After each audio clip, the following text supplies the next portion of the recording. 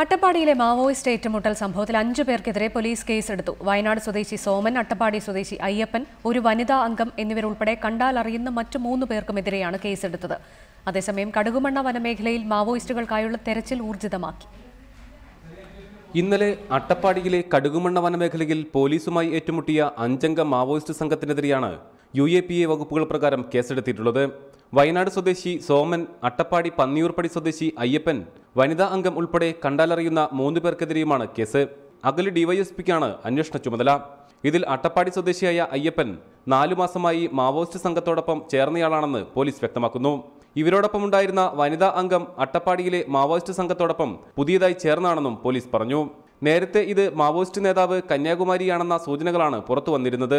അതേസമയം കടുകുമണ്ണ വനമേഖലയിൽ മാവോയിസ്റ്റുകൾക്കായുള്ള തെരച്ചിൽ ഊർജിതമാക്കി.